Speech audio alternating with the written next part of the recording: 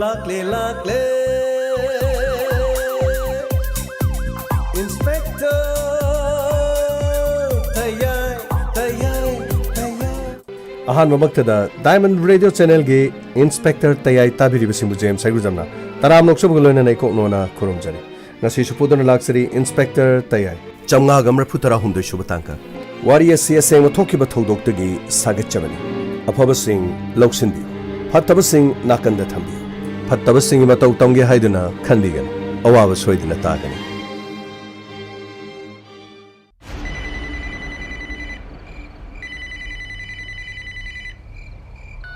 Kaino hojibobu paidru kaino sa phone pai yadrami nati somdang hailerga nangna phone paidru leridu kaino Yada toini kadorge Paidai sidi yar natro Kailege hojibu kailege ba Nang haim famdu leri kaino Lakto budun lo Aide dum leram Pocheti maru kulai loina mak Loina mo lere Adu ide kesu kalo Pare tuti ai laki leram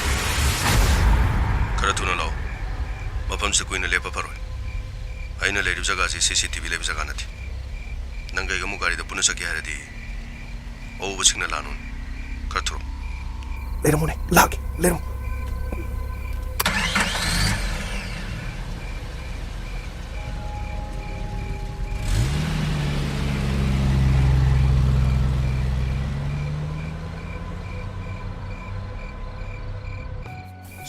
Sagreda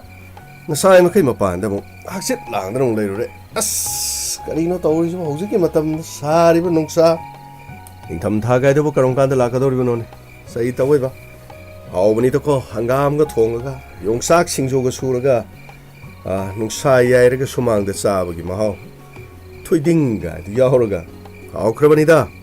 madai da ayu kingari namga yahorga saradi awkra to sagre kadai degi Taibung miyo besing na di yan taliba kadai degi umangdi loino koktwe sekonda thari besing mayam sigo kadai degi no sahi mada hobudi oramoy paktak na namasida da thare iba mayam masi gakta nate sakhum da singna thongba su yauri mafam kaya da singna sak thongba su leri gas tholokpudagi phadam handara basu upai lete o yan magi thabak ti lepa lete factory da ply gi kari gi ama chingi ba mayam o mayam yumbi makhongi ubaki kadai degi no da Ay ngang ka noy tumna na bra Ay di yung taksida leragi ko Yung taksida nungay na ay ngahak ta sila tumge Gate kay do thong pajana lon sila mabani Imong gi thong do budi hang to si ay Gate ten lon sila mabani ko Ay mataksida ngahak ta sila tumna na lege Yam na sagre hai tauri se Karino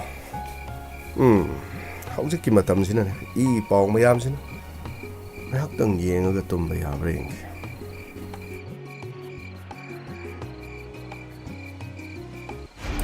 Lau Matakta laikre Matakta Jongo sonda jongo Mugi sigo CCTV ga panda jalo Pande mugi CCTV mtalikti Ado ibani na kama myo gari jaga dudi Kana su kongoi me Tabok se pangtuga patjala daman Se Getche Sigma pasi katang Urin patchen thara kumatam Ado Hekta kapadra Kaino haidu Hekta kapadra ba kaino Matakta matum nana nira bani Nung maidung kaptra jikido kaino Wari mu sana lagi sairo Wari sana di Imungi misi Lau kongo sagay nate Kero le kai tarakadurim ni Tumingeda nung maiduna Sadekta kapkataman Se Salo Kadai no Mai song mamdo Laone sida leire laone ibani no wari sana basi loi taran laone yani da ka story da nang maru ga da pasan hape ko pasan hapa bani ore na mo maru chatta di ko mai taune yani ka story ai nga sai nung til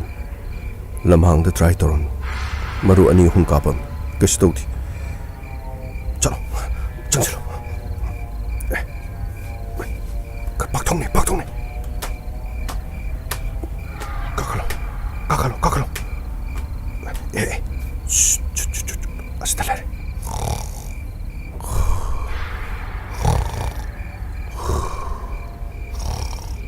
Kaya atan ngai na tumliba. Nasidi aroi boy batabne. Kapong. 카포 카킹하고 그치네 니가 그거 카푸네 셔젓 카푸네 미 야니 동게 끄덕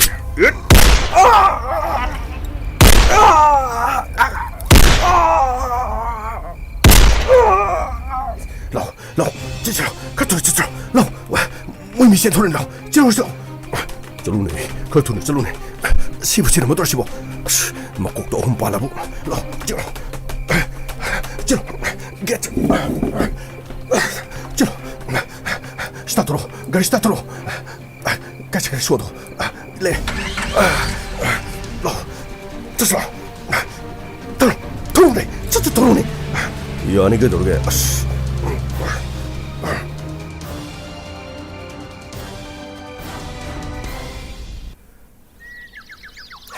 Ngasidi tap apa kita cangcal lagi nah ngadi urau thoro ka lai hebni na ngasidi tap na cangcal lagi tap na manak ka cangcal lagi tap na ta hai lagi ko ngasidi akoi yamung da yamung ni akoi yamung ni kari matong ni ki tawri sin na te kari amuk tawru ge khaya ta yarong pu ma bra kari no nan ngadi urau thoro lak tai na ngasi na kari no yamung ni gain tawdu na tawri kadar tawri du bu kari no 이거 하이디 하이 그래 너지 라롬비가 오히려 디바 보잠 셋두립잔 까이노니 야뭐 알비리시보 라롬비 오래 까이노 앵고데 라롬비다 타이참 비리시보 얌 레이다니 마락다 솜다 시어 팔라 올링에 솜 나칸다 코타비 그러수 레이네요 까리노 nga두기 그 따갓따갓 pani 하이남니네 신두르가 더이 타입시 야우리 라포이두부 까리노 쌍톡 남니나 까리노 남 셋두오가 나빠 콧부가이슈 야우드나 까리 비비꾸이 까이 따이르는 라포이두데 लफोई चाब्रबो हयें याखोंग the फिबिकुक नपखिदना बे अवाबम ओइदोरिबजानिदा अस्यमो पुरा अरोय बिने यमो ग्यामेन तादे साबसने यमो लेबम जाफुं खंगदबा यमद इंगने चिकना हाकत लेजगेना हैनो पामी मखोंग हाकत फमुबनी अदु हैनो पामी मखोंग फमिदे खंगौदनने हैनो जुरा म पुत्रप तारग लवाइ थोमदनने अस यमो ngawdra चेनमने हैनो दुनु करिनो अवाथबि मुक चाव यमो अस सही तवइबा 아이는 마시디네 짜다지 자르기니 야무 부르가 라이니요 야무 잡디 영비요세 하이금데네 운통을 짜오 그린 낭기 꼭다디 쇼크다데나 해노도 이노 꼬빠 말린 야모 모이나 상보라마디 아이 오이나 꼬빠 야브니 아다 모이나 물람맘니나 까리 우파일리 모이나 피엘람니나 아이나 깔람니나 모이 오이나 꾸타레드나 따다따이 응사 사레 캉나디나 юм다둥 학 포타데나 꼬튼 렙수예 사링의 마탁시데 낭 아묵 라가 랑천버시데 아이슈 토펌맘 캉드림니 아스 야몽 아이가 사기 칼가락 버지들 레범 사풍 캉드나 야몽 아코이 토픽 그러지 아이가 사들 송나 버페이다 아두기 와디 코로나 수파저레 미 조금 요도레 hꯧ직 시각도 나티 하르기 강나리 마얌 아이코이기 이슈 खरा 하이럽디 주망 따리시 ngamkhaygi matang aduga karino mi top changsilakpui matang sigum singsi khana nei na biarimni yamo miyobe khunai mata changni bisi sen harba phiro sana raba chinjak leina na bajum jip car sel khara thukak tanati mase yamna na hone na ningsing na baki mata moreba hingbadi khwaidi maru ebisi miyobe gi mohsa gi khusem afaba mari thamaduni ekoi miyobe maset khakti gi marakta pungtin tinma aduga panglang da langba khaktana pau phone ba khaktana male masi urki bena thib ekoi ni hingbisi mohsa gi khusem ga loina ni habisi khakawridamni yamo unthong na phaja krin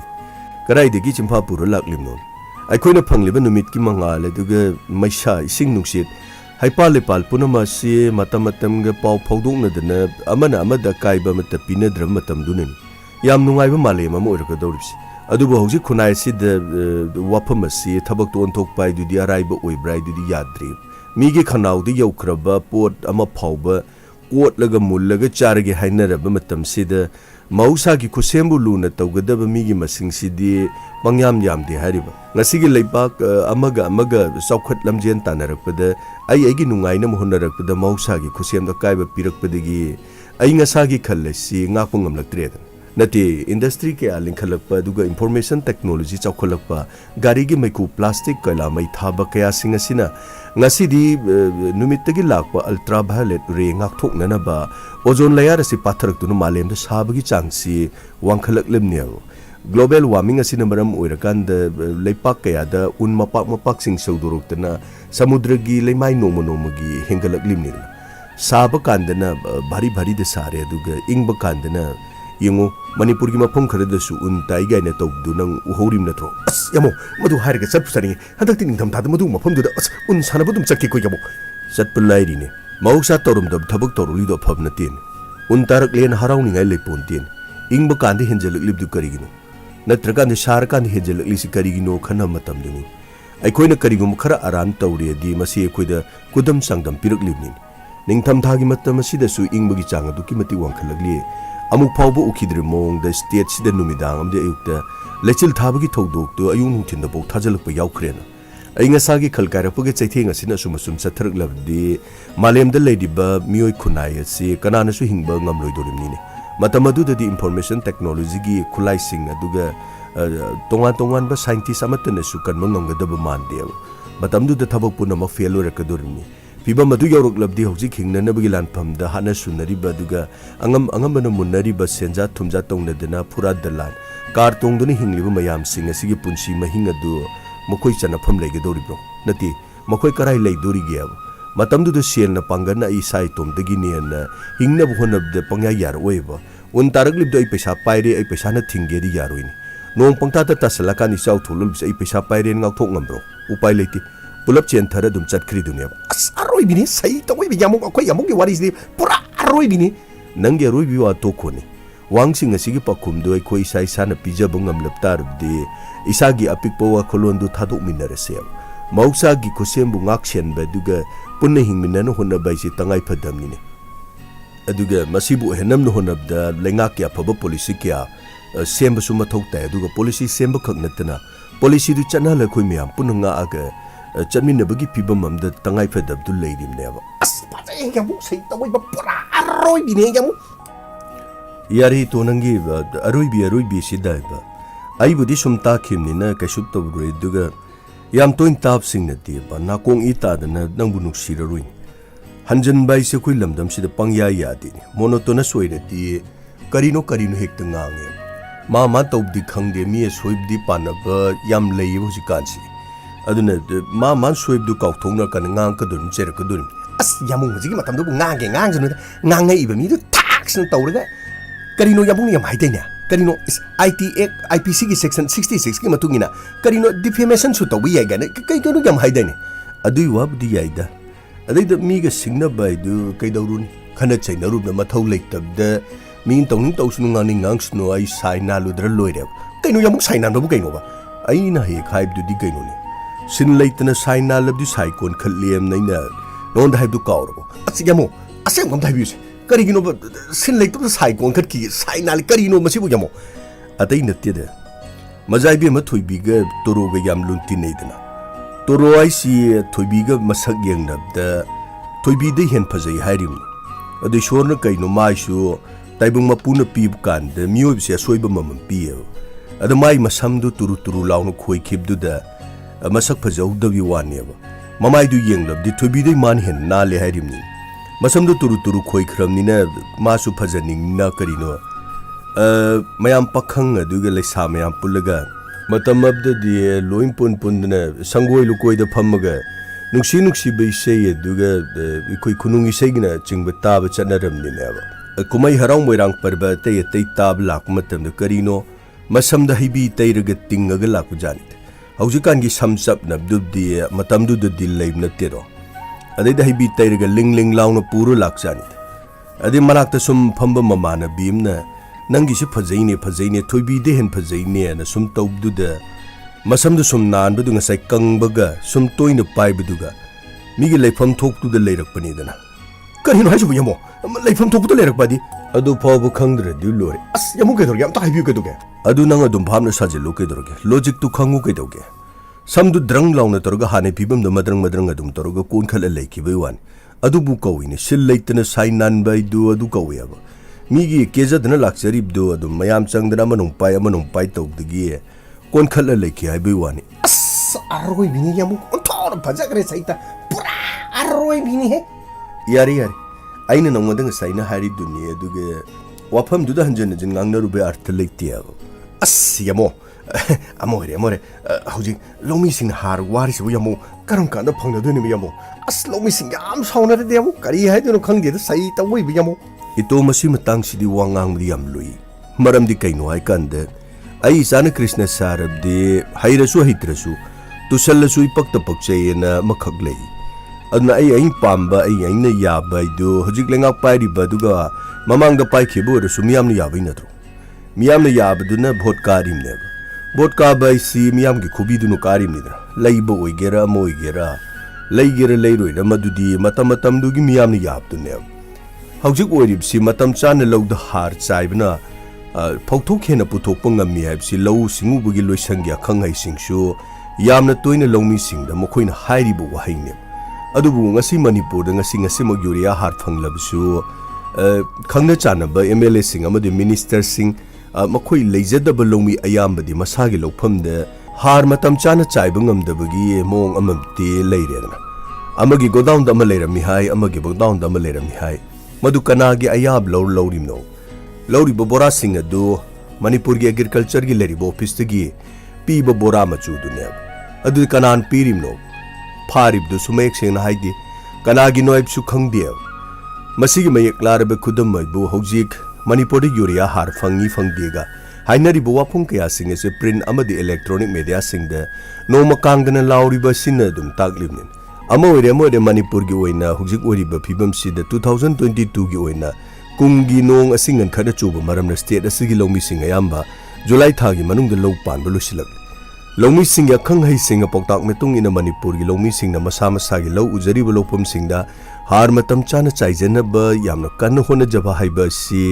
मसी HYBE तारबदि जुनमबदि जुलाई थासी ओइबताइब असियमो फौहुनबा अमदि लिंबा अदुगा मसी मतुगिना तंगाइ फदना तांकक अहुम लखथोंना हार साइ होबा हाइबसि लौमी सिंगी तौदबा याद्रबा म खंगनेबा फौथोक फजना मरांग काइना थोंननबगिदमा होनबा याबा तौबा याबा मथौनेबा असिगुम मतमसदा हार साइबसि लौमी सिंग होना जबगी मतमसिदा हार मरांग काइना लेंगा के लोसंगदा लेना असेंग लौमी सिंगी अमदि लेंगाना लेप यूरिया ममल अदुदा फंगना होनबदा अहिंग यारिंगनबगी थोंगसे हौखिब सही सिंगदा अमदि चलिब सही सिंगदा दुम थोलुबिरा मसिदि अममगी वानाति दोला दोली वानातिबा अमरोमदा हौखिब सही खरा सिदा स्टेट असिदा हार मतम चाना फंगनखिदबा यावबसिंगी मरम खरा हाइब तारगदि लेंगा की पुकैदा हार लेतबदगी ओइखरबसु हदकी सही 2020 की ओइनदि ngasi लेंगा असिना हौजी यूरिया मरांग काइना स्टेट असिदा पैदुना लेरे हाइब वफमदि हाइखिबजु लेरे अदु ओइबा तारबदि करी मरम के लौमी सिंगदा याम लेंगाना लेप ममलदा हार असि लाइन फंगन मंगमंद्रिबनो वहंग असि याम कना हंगिंगिमनि यमो मसि मथांजु करिनोबा नाकल अमरोमदना लोना थुपना नारोन द पेशेंट बै पाउ तानरग्लिबसिना मसीना चुम्बो ओइ तारबदि स्टेट असिगी कांगलोन लाने यूरिया योनबे ममीम तारेबदि हाइबियाय लौमी कया नंगांगनरिबसि चुमलगद्रा हाइबो वाफम कया सुलागलिम मणिपुर असि हुरान लनादा थबक तौबगी हैनबी लेबा स्टेट अमने सिदि लमदमसि मियामना इखंग खंगनरबो वाफमने करी हारुदुनु थबक त पैसा लौदे सिबु करम मतमदा दुग ममांग सुंगाइरे थबक त पैसा लौदे हारगा लौदि पंगयोन जोली कनादा पिरिमनोदि खंगदे मियोइबना तौहैद्रब थबक तौबसिंगी यामना लैबा लमदम अमु इरकपा सिदा वांगांग याम लुई वांगांगुरगा अमुक फागे पुनगे हाटके कापकेन तौरादि कमदौ भारत की स्टेट सिंगना फजना ngangnadanaबगी अचौबा मरम अमसु ओइरक्लिमने मसि लानगदा मानदे हौजि मणिपुरी मियामना पेनदबगी वाफम किया लाकपदगी मसी मथक जुलाई की चैचत 13 अयुक पुंग 10 मखाई ता मतमदा इम्फाल वेस्ट डिस्ट्रिक्ट की लंपेल लेबा लौ लोइसंगद लौमी लुपसिंग अमदी लौमी क्या मरुमना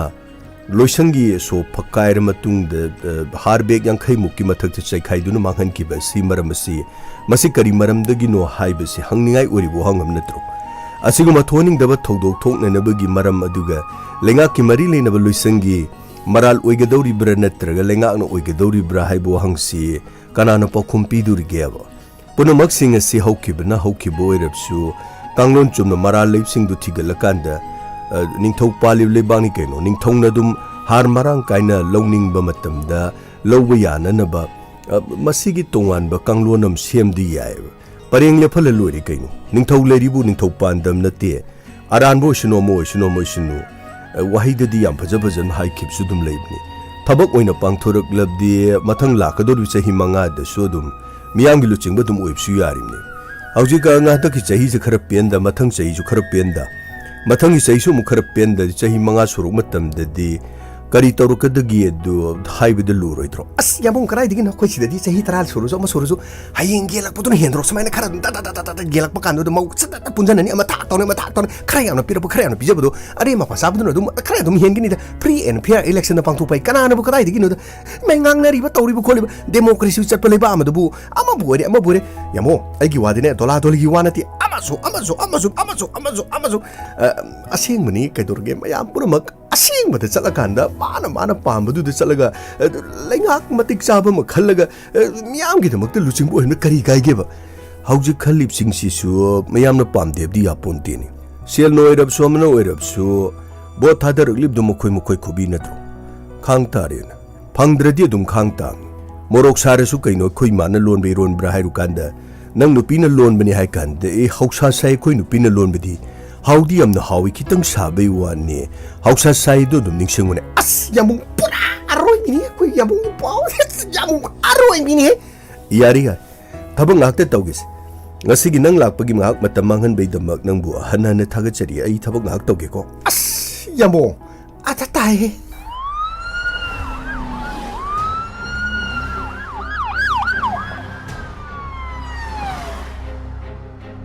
come gari to come furniture no katun kom chalo sados sir rahul sir na khoi chang chalo chingna ba ke lege dio matha makha loine kaklo furniture imung sigi missing sibu sir ai khoi sida leje re sir som sir ai machano bi pretty oh adongi pabungi ming ragu okay somna ibungo inspector ai na manaw nupa ai sunil ko thodo si amna nungai taba thodo gaman ahing na thieng bada yumthak asida kakhalaga ai gi yama bu nungoi na kaptun halam ni kana na ori bano haibadu di ai khoi chingna ba kana sulait aduga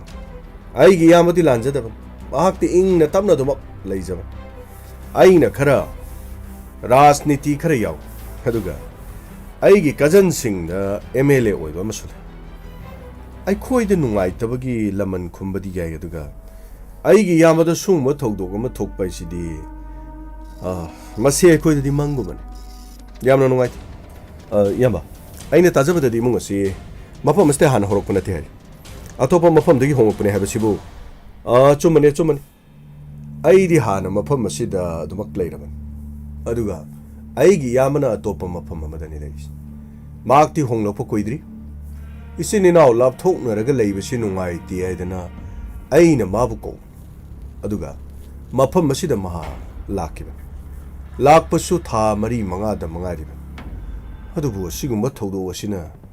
yamna nungai tab isada ningam da bam khakti toy kanana kari gi damak tawribno haibadudi inspector khara thijan biro mi adubu khanglabadi ai maral matik chap chana pine na ba magi matik talaman khumna na ba ai shu adu khak na son ma mi dinati yamba wara wi biati ai ndi adom na khuta pai gana khan biga adong yamba gi misi aduga mi hat asigi damak kanana chathai kari gi damak chathai haibadi de ko investigation toroga case asi solve tawna na ba gi damak soidon hona jigi aduga mi adu khanglaba matung na dom na khut thage na traga makhoi balaman khumge haibu wai di madudi habiga ai bunga inspector pen da bagi adu panghai haiba haibadani yamna nungaiti misak adu bu khanglabadi haidana pawasi ahing da pirak paya hadubu ai gi sa singa loina su khongul lidana khawang chatra puna bak yengurabani hadubu kari gumam ta fangda badagi tangai phadana kero le kai tanaraga police ta paw pirak liban yama adomna dongi yama gi da mohona biribedu kari su khabale mara laiba miyo singa du pharam bataragadi hena nungai gadam adubu yama adongi yama bu hat ke haiduna lagliba mi singa dugi makota soidana magi khuchuko lai khra di yaronga yama yariba makhe siu ma thogdo ma thokku matamda police ta hana paw bibi gadam phari yama songi mingdo pretty mane sir adudi adongi apokpogi mahna season ba mobile aduga mobile number akhoi dam to bibi phani sir mobile di sida leisare aduga yuma sida dongi imadi sir ꯄꯥꯎꯁꯤ ꯇꯥꯕꯗꯒꯤ ꯉꯁꯥꯏꯗꯒꯤ ꯃꯈꯥꯗ ꯑꯃꯨꯡꯗ ꯂꯥꯛꯅꯗꯨꯅ ꯂꯩꯔꯤ. ꯑꯣ, ꯑꯗꯨꯗꯤ ꯉꯁꯤꯒꯤ ꯊꯧꯗꯣꯛ ꯑꯁꯤ ꯃꯇꯧ ꯀꯔꯝꯅ ꯊꯣꯛꯈꯤꯕꯅꯣ? ꯑꯩꯈꯣꯏꯗ ꯈꯖꯤꯛꯇꯪ ꯁꯦꯌꯔ ꯇꯧꯕꯤꯌꯨ. ꯄꯥꯕꯨꯡꯁꯤ ꯅꯨꯃꯤꯗꯥꯡꯁꯤ ꯌꯥꯝꯅ ꯁꯥꯏ ꯍꯥꯏꯗꯅ ꯁꯨꯃꯥꯡꯗ ꯀꯣꯏꯆꯠ ꯆꯠꯂꯒ ꯂꯩꯍꯧꯕꯅꯤ. ꯀꯔꯤꯒꯨꯝꯕ ꯃꯇꯝꯗ ꯃꯍꯥꯛ ꯌꯨꯝ ꯑꯁꯤꯒꯤ ꯃꯊꯛꯇ ꯍꯦꯛ ꯍꯦꯛ ꯁꯥꯔꯕꯗꯤ ꯑꯗꯨꯝ ꯇꯨꯝꯃꯤ. ꯑꯗꯨꯒ ꯉꯔꯥꯡꯁꯨ ꯌꯨꯝꯊꯛꯇ ꯃꯍꯥꯛ ꯀꯥꯈꯠꯈꯤ. ꯒꯦꯠ ꯊꯣꯡꯗꯨ ꯃꯍꯥꯛꯅ ꯂꯣꯟꯁꯤꯜꯂꯤ. ꯑꯗꯨꯒ ꯄꯥꯕꯨꯡꯅ ꯌꯨꯝꯊꯛꯇꯒꯤ ꯑꯩꯈꯣꯏꯗ ꯂꯥꯎꯔꯛꯈꯤ. ꯑꯩꯈꯣꯏ ꯂꯣꯏꯅꯃꯛ ꯇꯨꯝꯃꯣ. ꯃꯍꯥꯛ ꯃꯊꯛꯇ ꯇꯨꯝꯃꯒꯅꯤ. ꯒꯦꯠ ꯊꯣꯡꯁꯨ ꯂꯣꯟꯁꯤꯜꯂꯕꯅꯤ. ꯑꯁꯨꯝꯅ ꯍꯥꯏꯔꯒ ꯃꯍꯥꯛ ꯌꯨꯝ ꯃꯊꯛ ꯑꯗꯨꯗ ꯂꯩꯈꯤ. ꯑꯗꯨꯗꯒꯤ ꯁꯔ ꯑꯩꯈꯣꯏꯁꯨ ꯀꯥꯗ ꯑꯗꯨꯃꯛ ꯇꯨꯝꯊꯈ꯭ꯔꯦ. ꯑꯗꯨꯒ ꯑꯊꯦꯡꯕꯗ ꯅꯣꯡꯃꯩꯅ ꯀꯥꯞꯄꯒꯤ ꯃꯈꯣꯜ 3ꯒꯨꯝꯕ ꯇꯥꯔꯛꯈꯤ. ꯃꯗꯨꯗꯒꯤ ꯑꯩꯈꯣꯏ ꯏꯃꯨꯡꯒꯤ ꯃꯤꯁꯤꯡ ꯄꯥꯈꯠꯅꯈꯤ. ꯈꯨꯗꯛ ꯑꯗꯨꯗ ꯏꯃꯨꯡ ꯑꯗꯨꯗꯒꯤ ꯃꯄꯥꯟ ꯊꯣꯛꯄꯗꯤ ꯉꯝꯈꯤꯗꯦ. ꯀꯔꯤ ꯇꯧꯔꯤꯕꯅꯣ ꯍꯥꯏꯕꯗꯨ ꯈꯪꯗꯕꯅꯤꯅ. ꯑꯗꯨꯕꯨ ꯑꯩꯈꯣꯏꯅ ꯃꯈꯣꯟ ꯇꯥꯕꯗ ꯌꯨꯝꯒꯤ ꯅꯥꯀꯟꯗ ꯃꯊꯛꯇꯒꯤ ꯀꯨꯝꯊꯔꯒ ꯆꯦꯟꯈꯤꯕ ꯃꯤ 1-2 ꯁꯨꯕ ꯃꯥꯜꯂꯤ. ꯆꯦꯟꯈꯤꯕꯒꯤ ꯃꯈꯣꯜ ꯑꯃꯗꯤ ꯇꯥꯈꯤ. ꯑꯣ, ꯑꯗꯨꯗꯤ ꯆꯦꯟꯈꯤꯕ ꯃꯤꯁꯤꯡ ꯑꯗꯨ ꯃꯁꯛ ꯎꯍꯧꯕ? ꯍꯥꯏꯕꯗꯤ ꯃꯁꯛ ꯈꯪꯕ ꯃꯤ ꯌꯥꯎꯕ꯭ꯔꯣ? ꯁꯔ, ꯃꯁꯛ ꯈꯪꯗꯦ. ꯑꯩꯈꯣꯏꯅ ꯊꯣꯛꯂꯒ ꯌꯦꯡꯕꯗꯗꯤ ꯒꯦꯠ ꯑꯗꯨꯒꯤ ꯊꯣꯡ ꯍꯥꯡꯇꯣꯛꯑꯒ ꯆꯦꯟꯈꯤꯕ ꯎꯏ. ꯃꯤ 2ꯒꯨꯝꯕꯅꯤ. ꯁꯔ, 3 ꯁꯨꯕ꯭ꯔꯥ 4 ꯁꯨꯕ꯭ꯔꯥ ꯍꯥꯏꯕꯁꯨ ꯈꯪꯗ꯭ꯔꯦ. ꯉꯥꯏꯍꯥꯛ ꯂꯩꯔꯒꯗꯤ ꯒꯥꯔꯤ ꯊꯧꯈꯤꯕꯒꯤ ꯃꯈꯣꯟꯁꯨ ꯇꯥꯏ. ꯑꯣ, ꯑꯗꯣꯝꯒꯤ ꯄꯥꯕꯨꯡꯅ ꯒꯦꯠ ꯑꯁꯤ ꯁꯣ ꯂꯣꯜꯂꯤ ꯍꯥꯏꯔꯒ ꯒꯦꯠ ꯑꯁꯤꯗ ꯃꯈꯣꯏꯗꯤ ꯃꯇꯧ ꯀꯔꯝꯅ ꯆꯪꯉꯤꯖꯥꯠꯅꯣ? ꯁꯔ, ꯃꯗꯨꯅꯤ ꯑꯩꯅ ꯌꯥꯝꯅ ꯉꯛꯂꯤꯕꯁꯦ. ꯄꯥꯕꯨꯡꯅ ꯒꯦꯠꯇꯨ ꯂꯣꯜꯂꯤ ꯍꯥꯏꯔꯒ ꯀꯔꯤꯒꯤꯗꯃꯛꯇ ꯃꯤꯇꯣꯞꯁꯤꯡ ꯑꯗꯨ ꯆꯪꯕ ꯉꯝꯃꯤꯅꯣ? ꯅꯠꯇ꯭ꯔꯒ ꯄꯥꯕꯨꯡꯅ ꯒꯦꯠꯇꯨ ꯂꯣꯜꯂꯤ ꯍꯥꯏꯕꯗꯨꯗ ꯂꯣꯜꯂꯝꯗ꯭ꯔꯕ ꯖꯥꯠꯂꯣ? ꯁꯔ, ꯒꯦꯠ ꯑꯁꯤ ꯃꯄꯥꯟꯗꯒꯤ ꯏꯔꯥꯏ ꯂꯥꯏꯅ ꯍꯥꯡꯗꯣꯛꯄ ꯌꯥꯕ ꯒꯦꯠ ꯑꯃꯗꯤ ꯅꯠꯇꯦ. ꯑꯣ, ꯁꯔ, ꯀꯩꯗꯧꯔꯦ ꯁꯟꯇꯣꯁ? ꯁꯔ, ꯄꯣꯏꯟꯠ 32ꯒꯤ ꯁꯔ, ꯅꯣꯡꯃꯩ ꯇꯣꯛꯅꯤꯡ 3 ꯌꯨꯝꯊꯛꯁꯤꯗ ꯐꯪꯉꯤ ꯁꯔ. ꯑꯗꯨꯗꯤ ꯂꯥꯏꯁꯦꯟꯁ ꯒꯟ ꯅꯠꯇ꯭ꯔꯒ ꯂꯣꯀꯦꯜ ꯃꯦꯠ. ꯑꯦꯅꯤꯋꯦ, ꯑꯃ ꯑꯣꯏꯔꯦ. ꯑꯇꯣꯞꯄ ꯄꯣꯠ ꯆꯩ ꯏꯃꯨꯡ ꯑꯁꯤꯗꯒꯤ ꯀꯔꯤ ꯀꯔꯤ ꯆꯤꯡꯅꯕ ꯌꯥꯕ ꯀꯔꯤ ꯀꯔꯤ ꯐꯪꯉꯤ? ꯁꯔ, ꯀꯔꯤꯒꯨꯝꯕ ꯑꯝꯇ ꯐꯪꯗꯦ. ꯁꯔ, ꯌꯨꯝꯊꯛ ꯑꯁꯤꯗꯤ ꯌꯨꯝ ꯑꯁꯤꯒꯤ ꯅꯥꯀꯟꯗꯒꯤ ꯑꯗꯨꯝ ꯏꯔꯥꯏ ꯂꯥꯏꯅ ꯀꯥꯕ ꯌꯥꯏ. ꯍꯥꯏꯕꯗꯤ ꯌꯨꯝꯒꯤ ꯃꯅꯨꯡꯗꯒꯤ ꯀꯥꯔꯛꯄ ꯁ꯭ꯇꯦꯌꯔ ꯑꯃ ꯅꯠꯇꯦ ꯁꯔ. ꯑꯗꯨꯅ ꯑꯣꯏꯕ ꯇꯥꯏ. ꯌꯨꯝꯊꯛ ꯑꯁꯤꯗ ꯌꯥꯝꯅ ꯂꯥꯏꯅ ꯀꯥꯕꯒꯤ ꯃꯔꯝꯁꯦ ꯃꯁꯤꯅ ꯇꯥꯛꯄꯗꯤ ꯏꯃꯨꯡ ꯑꯁꯤꯒꯤ ꯌꯨꯝ ꯀꯥꯅꯅꯕꯒꯤ ꯀꯩꯔꯥꯛ ꯑꯁꯤ ꯁꯨꯝꯅ ꯄꯥꯜꯂꯤ ꯍꯥꯏꯕꯁꯦ ꯁ꯭ꯇꯦꯌꯔꯁꯤ ꯌꯨꯝꯒꯤ ꯃꯇꯥꯏꯗꯒꯤ ꯆꯪꯉꯤ ꯍꯥꯏꯕꯁꯤ ꯃꯤꯌꯥꯠꯄꯁꯤꯡꯗꯨꯅ ꯁꯣꯏꯗꯅ ꯈꯪꯒꯅꯤ. ꯑꯗꯨꯒ ꯍꯥꯟꯅꯗꯒꯤ ꯌꯥꯝꯅ ꯇꯠꯇꯅ ꯃꯥꯕꯨ ꯂꯨꯝꯃꯒ ꯂꯩꯕ ꯁꯦꯟꯅꯕ ꯃꯤ ꯑꯃꯅ ꯁꯣꯏꯗꯅ ꯇꯧꯕ ꯑꯣꯏꯅꯤ.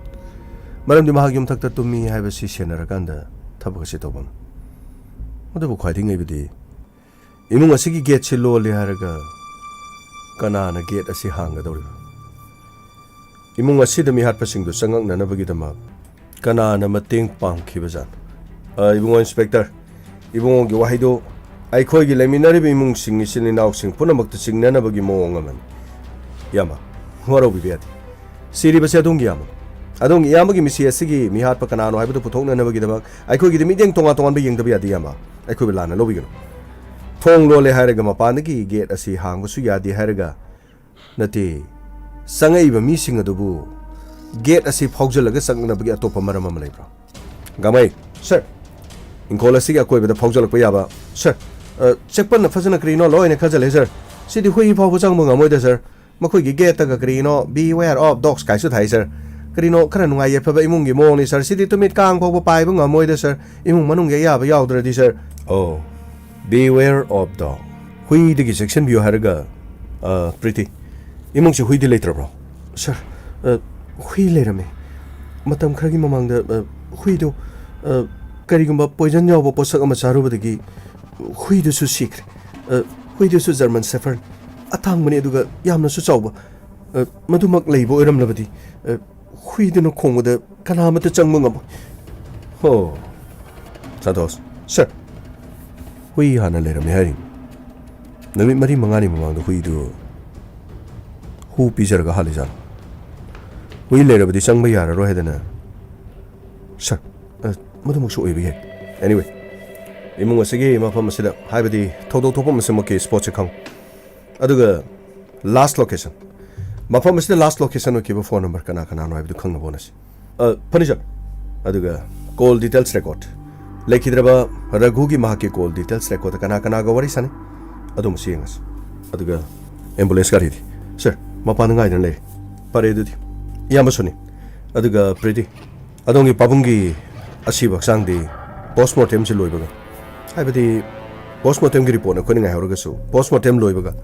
ꯑꯁꯤꯕ ꯍꯛꯆꯥꯡ ꯑꯗꯨꯝ ꯂꯧꯕꯤꯕ ꯌꯥꯔꯦ ꯃꯔꯛ ꯑꯁꯤꯗ ꯁꯤꯒꯤ ꯀꯥꯔꯗꯁꯦ ꯄꯥꯏꯕꯤꯌꯨ ꯀꯔꯤꯒꯨꯝꯕ ꯏꯟꯐꯣꯔꯃꯦꯁꯟ ꯏꯃꯨꯡ ꯃꯅꯨꯡꯅ ꯈꯪꯕ ꯈꯟꯅꯈꯤꯕ ꯁꯥꯎꯅꯈꯤꯕ ꯉꯥꯡꯅꯈꯤꯕ ꯑꯗꯨꯒ ꯀꯔꯤ ꯀꯔꯤ ꯑꯇꯣꯞꯄ ꯃꯔꯝꯁꯤꯡ ꯏꯃꯨꯡꯁꯤꯗ ꯊꯣꯛꯈꯤꯕ ꯊꯧꯗꯣꯛꯁꯤꯡ ꯃꯗꯨ ꯀꯨꯞꯅ ꯂꯩꯔꯕꯗꯤ ꯑꯩꯈꯣꯏꯗ ꯍꯥꯏꯕꯤꯌꯨ ꯑꯩꯒꯤ ꯐꯣꯟ ꯅꯝꯕꯔꯁꯤꯗ ꯀꯣꯜ ꯇꯧꯕꯤꯔꯣ ꯃꯤꯁꯤ ꯑꯁꯤꯒꯤ ꯃꯇꯥꯡꯗ ꯀꯅꯥꯅ ꯊꯧꯗꯣꯛ ꯑꯁꯤ ꯆꯠꯊꯔꯤꯕꯅꯣ ꯀꯔꯤ ꯃꯔꯝꯒꯤꯗꯃꯛ ꯆꯠꯊꯕ ꯑꯣꯏꯕ ꯌꯥꯕꯒꯦ ꯍꯥꯏꯕꯗꯨ ꯌꯦꯡꯃꯤꯟꯅꯁꯤ ꯍꯥꯏꯕꯗꯤ ꯁꯤꯔꯤꯕꯁꯤ ꯅꯦꯆꯔꯦꯜ ꯗꯦꯠ ꯑꯃꯗꯤ ꯅꯠꯇ꯭ꯔꯦꯗꯅ ꯅꯣꯡꯃꯩꯅ ꯀꯥꯞꯂꯒ ꯍꯥꯠꯄꯅꯤ ꯑꯗꯨ ꯑꯣꯏꯔꯕꯗꯤ ꯀꯅꯥꯅ ꯍꯥꯠꯂꯤꯕꯅꯣ ꯀꯔꯤꯒꯤꯗꯃꯛ ꯍꯥꯠꯂꯤꯕꯅꯣ ꯃꯥꯒꯤ ꯑꯅꯤꯡꯕ ꯑꯄꯥꯝꯕ ꯀꯔꯤꯅꯣ ꯑꯗꯨ ꯃꯍꯥꯛ ꯑꯗꯨ ꯀꯅꯥꯅꯣ ꯍꯥꯏꯕꯗꯨꯗꯤ ꯑꯩꯈꯣꯏꯅ ꯐꯥꯒꯠꯄ ꯉꯝꯅꯅꯕꯒꯤꯗꯃꯛ ꯅꯝꯕꯔꯁꯤꯗ ꯀꯣꯜ ꯇꯧꯕꯤꯔꯣ ꯐꯅꯤ ꯁꯥꯔ ꯑꯩ ꯁꯣꯏꯗꯅ ꯍꯥꯏꯖꯔꯛꯈꯤ ꯏꯌꯥꯝꯕꯁꯨꯅꯤ ꯑꯗꯨꯗꯤ ꯑꯩꯈꯣꯏ ꯑꯃꯨꯛ ꯆꯠꯆꯔꯛꯈꯤꯒꯦ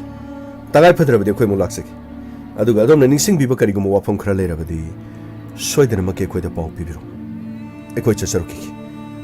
ꯐꯅꯤ ꯏꯟꯁꯄꯦꯛꯇꯔ ꯌꯥꯝꯅ ꯅꯨꯡꯉꯥꯏꯖꯔꯦ ꯑꯩꯒꯤ ꯏꯌꯥꯝꯕꯒꯤ ꯑꯆꯨꯝꯕ ꯈꯔꯗꯤ ꯁꯣꯏꯗꯅ ꯐꯪꯒꯅꯤ ꯍꯥꯏꯅ ꯑꯩꯅ ꯊꯥꯖꯩ ꯑꯩꯈꯣꯏꯁꯨ ꯀꯔꯤ ꯀꯔꯤ ꯂꯩꯕꯒꯦ ꯍꯥꯏꯕꯗꯨ ꯏꯆꯥꯁꯤꯡ ꯁꯤꯒ ꯑꯃꯨꯛꯇ ꯇꯥꯟꯅꯈꯤꯒꯦ ꯑꯗꯨꯒ ꯁꯣꯏꯗꯅꯃꯛꯀꯤ ꯑꯗꯣꯝꯗ ꯄꯥꯎ ꯄꯤꯔꯛꯅꯕ ꯍꯣꯠꯅꯈꯤ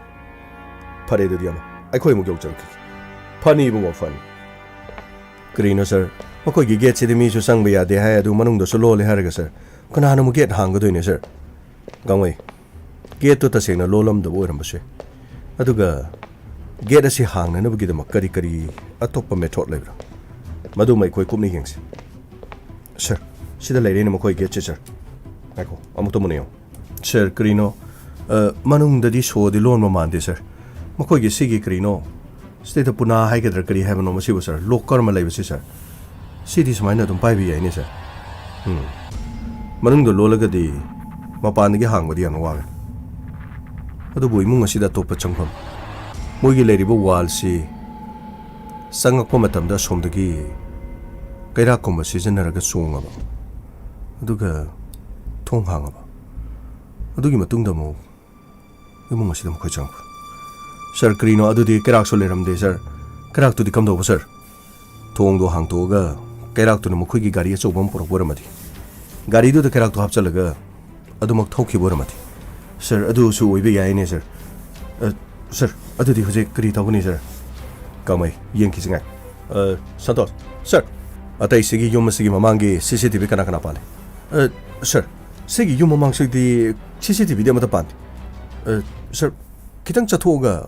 ꯑꯁ꯭ꯋꯥꯏꯗ ꯁ꯭ꯇꯦꯁꯅꯔꯤ ꯑꯃ ꯂꯩꯁꯦ ꯑꯁꯤꯒꯤ ꯃꯄꯥꯗ CCTV ꯑꯃꯗꯤ ꯎꯔꯦ ꯁꯥꯔ ꯑꯇꯣꯞꯄ CCTV ꯌꯨꯝ ꯑꯁꯤꯒꯤ ꯃꯥꯏꯀꯩꯗ ꯍꯥꯏꯕꯗꯤ ꯃꯈꯣꯏꯒꯤ ꯒꯦꯠ ꯑꯁꯤꯗ ꯑꯣꯟꯁꯤꯜꯂꯒ ꯄꯥꯟꯕ ꯑꯗꯨꯒꯨꯝꯕ ꯌꯥꯎꯕ꯭ꯔ ꯌꯦꯡꯁꯤ ꯑꯗꯨꯒ CCTVꯗꯒꯤ ꯐꯨꯇꯦꯖ ꯑꯃ ꯐꯪꯂꯕꯗꯤ ꯀꯅꯥꯅ ꯈꯪꯅꯤ ꯂꯪꯂꯥ ꯂꯪꯖꯤꯟꯗꯨ ꯈꯪꯉꯗꯤ ꯀꯦꯁ ꯑꯁꯤ ꯏꯔꯥꯏ ꯂꯥꯏꯅ ꯂꯣꯏꯔꯦꯗꯅ ꯐꯅꯤ ꯁꯥꯔ ꯂꯥꯎ ꯀꯃꯥꯏ ꯅꯪꯅ ꯁꯣꯝꯗ ꯆꯠꯂꯣ ꯔꯥꯍꯨꯜ ꯁꯥꯔ ꯅꯪꯅ ꯑꯁꯣꯝꯒꯤ ꯌꯨꯝꯁꯦ ꯆꯠꯂꯣ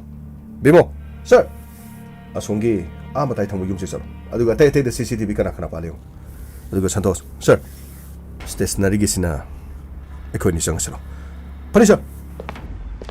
ꯃꯈꯣꯏꯒꯤꯁꯤꯕꯨ ꯌꯥꯗ꯭ꯔꯦ ꯑꯃꯨꯛ ꯍꯥꯏꯔꯛꯀꯗꯣꯏꯖꯥꯠꯂꯣ ꯁꯥꯔ ꯌꯥꯕꯗꯤ ꯃꯥꯜꯂꯤ ꯁꯥꯔ ꯐꯔꯦ ꯑꯝꯇ ꯍꯪꯖꯜꯂꯣ ꯁꯥꯔ ꯑꯩ ꯃꯤ ꯀꯧꯖꯒꯦ ꯃꯤ ꯂꯩꯕꯤꯕ꯭ꯔꯣ ꯁ꯭ꯇꯦꯁꯅꯔꯤꯁꯤꯕꯨ ꯃꯤ ꯂꯩꯕꯤꯕ꯭ꯔꯣ ꯑꯃꯨꯛꯇ ꯊꯣꯛꯄꯤꯔꯛꯎꯕ ꯀꯅꯥ ꯀꯔꯤ ꯂꯧꯕꯤꯒꯗꯕ ꯁꯥꯔ ꯀꯔꯤ ꯀꯩꯅꯣꯝꯇ ꯍꯥꯏꯖꯒꯦ ꯇꯧꯕꯅꯤ ꯁꯣꯝꯒꯤ ꯗꯨꯀꯥꯟ ꯃꯃꯥꯡꯗ ꯄꯥꯜꯂꯤꯕ CCTVꯁꯦ ꯃꯁꯤ ꯈꯛꯇꯔ ꯑꯇꯣꯞꯄ ꯀꯦꯃꯦꯔꯥꯁꯤ ꯀꯌꯥꯅꯣ ꯄꯥꯜꯂꯤꯁꯦ ꯁꯥꯔ ꯑꯩꯒꯤꯁꯦ ꯁꯣꯝ ꯅꯥꯀꯟꯗ ꯌꯨꯝꯂꯣꯝꯒꯤ ꯁꯥꯏꯠꯂꯣꯝꯗ ꯈꯔ ꯑꯣꯟꯊꯣꯛꯑꯦ ꯑꯗꯨꯒ ꯃꯇꯥꯏ ꯊꯪꯕꯁꯤꯡ ꯈꯛꯇꯅꯤ ꯁꯣꯝ ꯁꯥꯏꯠꯇ ꯑꯣꯟꯕꯁꯦ ꯐꯔꯦꯅꯦ ꯑꯗꯨꯗꯤ ꯅꯍꯥꯛꯀꯤ CCTVꯒꯤ ꯐꯨꯇꯦꯖꯁꯦ ꯉꯔꯥꯡꯒꯤ ꯑꯣꯏꯅ ꯅꯨꯃꯤꯗꯥꯡ ꯄꯨꯡ 12ꯗꯒꯤꯅ ꯄꯨꯡ 2-3 ꯁ꯭ꯋꯥꯏꯐꯥꯎꯒꯤ ꯃꯅꯨꯡꯗ ꯅꯪꯒꯤ ꯗꯨꯀꯥꯟ ꯃꯃꯥꯡ ꯁ꯭ꯋꯥꯏꯁꯤꯗ ꯃꯤ ꯂꯥꯛꯈꯤꯕ ꯆꯠꯈꯤꯕ ꯑꯝꯇ ꯌꯦꯡꯁꯤ ꯐꯅꯤ ꯁꯥꯔ ꯁꯟꯇꯣꯁ ꯃꯨꯟꯅ ꯑꯝꯇ ꯌꯦꯡꯉꯨ ꯐꯅꯤ ꯁꯥꯔ ꯕꯤꯕꯣ ꯀꯔꯤꯅꯣ ꯅꯪ ꯑꯗꯨ ꯅꯪꯒꯤ CCTVꯗꯨ ꯌꯥꯕ꯭ꯔꯣ ꯑꯁ ꯌꯥꯗꯦ ꯃꯣꯏ CCTVꯁꯤꯗꯤ ꯀꯨꯏꯔꯦ ꯌꯥꯗꯕ ꯔꯥꯍꯨꯜ ꯅꯪꯒꯤꯗꯤ ꯀꯔꯝꯍꯥꯏꯅ ꯇꯧꯔꯕ ꯅꯪꯒꯤ CCTV ꯅꯪꯅ ꯌꯦꯡꯉꯨꯕꯗꯤ ꯊꯦꯡꯅꯔꯛꯄ꯭ꯔꯣ ꯑꯁ ꯀꯗꯥꯏꯗꯩꯅꯣꯗ ꯑꯩꯅ ꯌꯦꯡꯉꯤꯕ ꯖꯒꯥꯁꯤꯡꯁꯤꯗꯤ CCTV ꯑꯝꯇ ꯂꯩꯔꯝꯗ꯭ꯔꯦ ꯁꯤꯗꯤ ꯑꯝꯇ ꯀꯥꯟꯅꯗꯧ ꯃꯥꯟꯗ꯭ꯔꯦ CCTVꯗꯨ ꯑꯃꯅꯤꯗꯪ ꯁꯣꯟꯗ ꯇꯛ ꯑꯣꯟꯁꯤꯜꯂ ꯂꯩꯔꯝꯃꯗꯤ ꯂꯣꯏ ꯈꯪꯒꯗꯧꯅꯦꯃꯤ ꯁ꯭ꯀ꯭ꯔꯤꯅꯣꯅꯦ ꯑꯩꯅ ꯌꯦꯡꯕ ꯖꯒꯥꯁꯤꯁꯨ ꯑꯃꯠꯇ ꯂꯩꯇꯦ sida ladine na makhak toram ba sisu karino fashion gi oni yan bor male ni mari du yaw de ni karino moi gi sibo paisa thiba ngamdar jalo karino tor sibo as kainu no haidu CCTV bu paisa thibi type ta as khange he karino ai so karino na khoina yamna pangwa mi gi type ta CCTV bu kri gi paisa thi ga doino paisa di tingi do de karino ne lai ba kana paisa tele ma gi ste mari tat pa si karino khang de hai bani da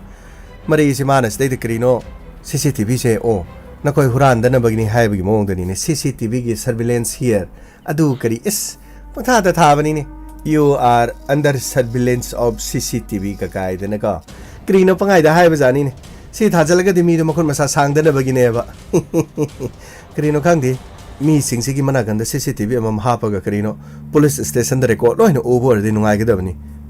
adu di mi me ham du record me ham du di challu ro nya kana ni yeng duri ba du me ham du di sum wari gi wani da nang so krino he sum khara nok se na tawni masai di mi la pagi krino asi bu u bagi sa si krino tok tok law ring ai sta krino khang di law sa si law krino mata phang de sar koi gi se phang grabar ke no mata ukre mokoi manung da dum santos ka le kre law ne sir atai CCTV sing tho sir amata yaram dre sir adu mari tat po kari to bo maming te gi ona pan bo kari wang ak to ngai ra me de sir mi gi mamang da CCTV pali ga hai ga paisa pai ba mi mana ba na ya da ba CCTV lai ra ga pali ra kari no khang de sir gamai stay the photo sam lai sado soji gi da tharo sir sida lai pung tara ni thoi makhai swai sida sir sida da makhoi ani kan na sida sian ba sini sir ama si ba sa khangam ra sir ama si di masak khang ngam dre yamna kan na chen man dana masak si u ngam dre aduga ama si di masak si khara khang bo gi mo anyway magi photo aduga asigi video clip matek si ma khoi sem si tonga tonga police station singda hari mi si kana no haib du khang nan hona si aduga ai koi gi information da pau pi go video photo sa se ma khoi du jong go sir sidagi kitang cheng khara ga asigi wall marum sidan gari se si thama gari sti mo khoi start tor thok gari si lap ki bani na gari number di utre masitang go uram labadi soidina khanga da manak side lady ba sing CCTV si garam taragadi gari ski number aduga mi sing asi so masak phachana khanga da krino sir CCTV se mayek seng ba HD gomba 4K gomba 6K gomba 8K gomba palo adu natradi krino mayek seng da ba aduga yada ba CCTV pan ma mi sing je pharani haina order ma thokna padong male sir kangmai adu yaroini kadai di yadoino CCTV pan ba HD sarkar gi ponati aduga imphal mayon makta da CCTV pan ma gi wathok lai khramni paisa mayam kai tharaga CCTV do pareng sana pal ama phabu thabuk togdre dana adu hauji kandi CCTV khara pandana thabuk tongna na bhona ringse asiguma sing asi mi hat mi pun misi mina accident matau karam na thoke ai si masi una na mi gi chawkhalaba metropolitan city dadi asiguma CCTV se fajana ningthi jana thamne aduga yum da panari ba sing asti mi oila na oina masa masa gi security oina bagi pan bai wan sir adu ora su karino pandana paladi khara mayek seng du paladi phaidana asibu so na mo ga di mal hallaga samaina CCTV ga du khilla thame aduga sir mari na mathun da su samde krai di mi ta gani sir sai ta wai ba khoi gi lamdam da taw ba sidi ama ore adum tin jang ba karino khang de masak ki phaja ba haina oi du khai do ka na manung da tin ja ba do hadu ko manga ta oi ba du gi wani de sir ngasi kri gomba sida phajana taramade ke sasida koi da mateng soidana pangani de na sir gamai madu gi matam soidana laki santos sir loirabra loijari sir phare no bimo ana haki dukan sta lerami banangi CCTV sina mateng khradi pa uri ba mi se ta sena mak yumas de sen thokodi nati adubu pungsing asida makoi yamna pakhalaga chelagli ba madi gari thokri ba pungpham asigadi akhoi na makoi oiramgani haina chingna bugi wan ama ori amoi thank you so much akhoi chana batoksi phani sir aduga santos sir atai de police station singda sachat khara thuna pigo akhoi gi infemer singda khara thuna mi du kanano masak khangma ngamra kero le kai stegira kayam yam lapi tonga tongan mafam singda paw si khara thuna pigo makhoi mi hat poiram ba yabagi chingna bale aduga call details record aduga last location sing do loina sing thokada phani sir gamai gari thor phangni sir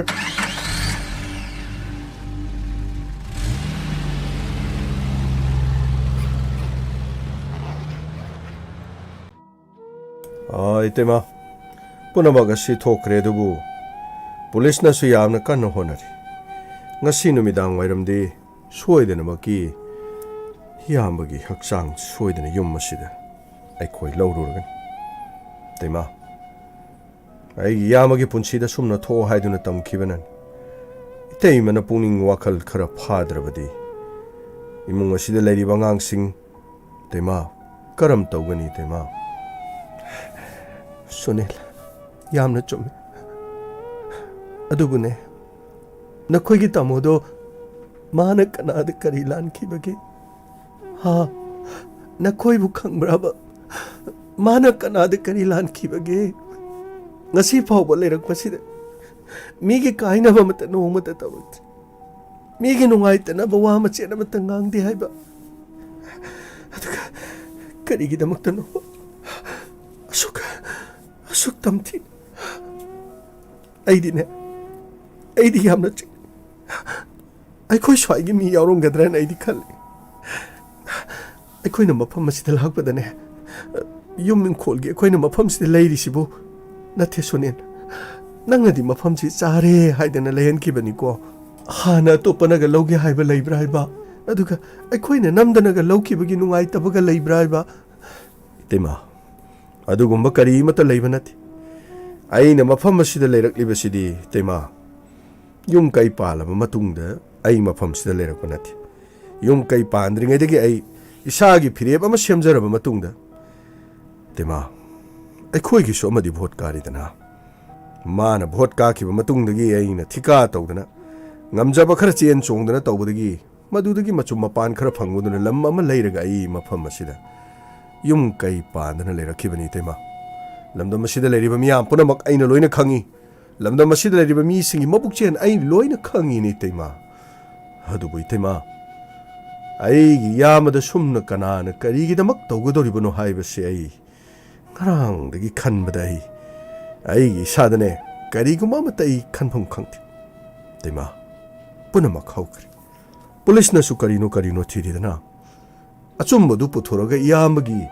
magi justice phangnenaba aikoi honaba tabani ne tema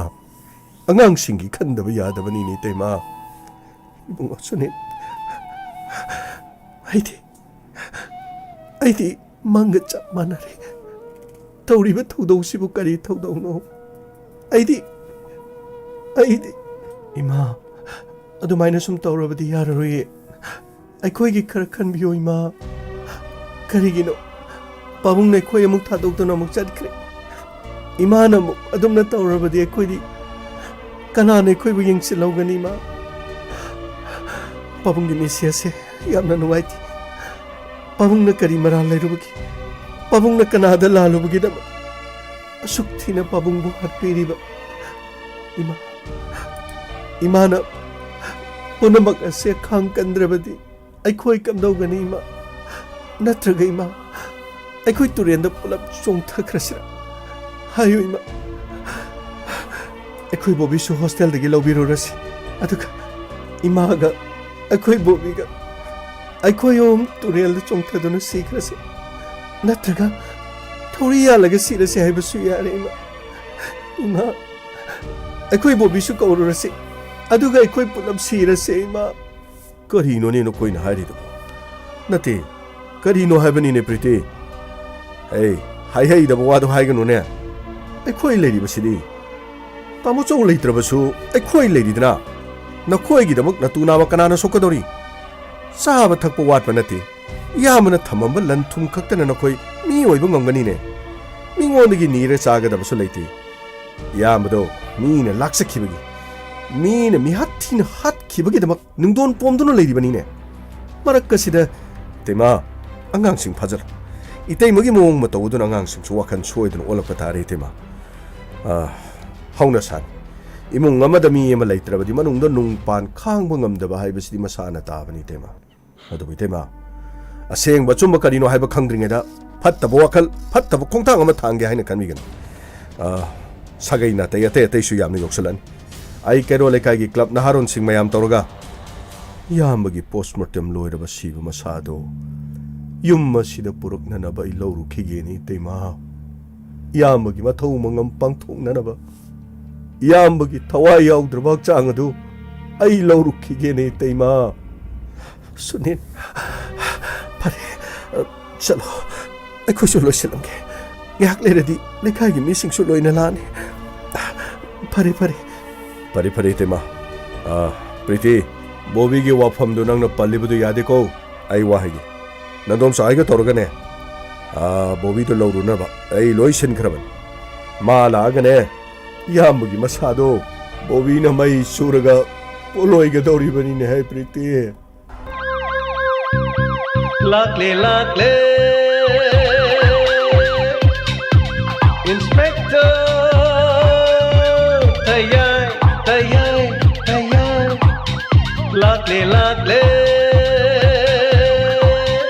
Lakle lakle Inspector Tayai Tayai Tayai Uthanaba Hana na tagatari ngasagi Inspector Tayai ngasagi tangkak kasibu tabiriba punmak chamaga marpudarago humdoi shuba tangkak tabiriba si Episode si satruk sugadaba subnatagi episode tarik khatangari hariba episode tarik numit asida 5,000 rupees lupa lising mga thamjaraga tongan ba Inspector Tayai ga mari lengna ba wahang pahong galoy na miyam da ko diamond radio na lupa kara kudol thamjaraga lupa chonga sanga thamjaraga nungai ba phongdok mina ba dugi tangka ga su matam panglap lap silaktre so nga si ba support to biri ba pomna maku hanana thagachari diamond radio ge mai kai de Inspector Tayai ba nung si bi ba pomna magda miyam na pipirak pa feedback amati comment khar pajabagi tanja du lok jagi mangoina na birthday gi yaifa mangol ma khaktang piminasi nomai them thongamba son of nomai them nanaubi and nomai them ongbi ranjita singjamai degi many happy returns of the day nongai rabai pok no beda segi damak nomai them thongamba yaifa badu pijari Palem patau gi seba matom lom na tawba ngamboi biu afaba yai phaba mahi masing hei balebak sigi achangba mi oibo oirasanu hani sorgi mafam na nijari loina na mai ising nungsit khodong tiba punamak tigi ngak thok piduna adongi punsi bu yai phaba nungai badu oirasanu hani sorgi mafam na nijari ngasigi bibirak liba comment kra pathung na bigi tanja lawjarabada Toksomo Kendro Happy birthday to you. Nomai tem thawamba na tapiri thagachari. Kelvin Moirang team thagachari mihat padu Bharati nungai nida yamna khangning ba. Hoi libe wabudi Kelvin minute anida dum loini aine haijabatun. Adu minute anida loibaduna di yabana te do. Game amani haitare so Nomagi dialogue game kra screenplay the minor ko video da to the minor ko dialogue what is gi haitare so thank you so much thagachari Komantem Rajen Salima thank you so much for yam bazain tapir Kabir thagachari Sabir maibam happy birthday tapire le prapam Rocky thagachari masigi mioi lising ani ga chani gani fu da loishele na tapire thagachari le prapam Rocky sukai ba leite ko Haying nung alaga di mili sing yang kay umpu adum yang bi haitare tabi haitare yam nung ay jay puno na support to biba adum matamamada support to rumagi kano duga di karahin yam na koi na sang na torok panina haitare adum nomagi ano ba kaya sutakali thagachari Rocky tampa puri sabam thank you so much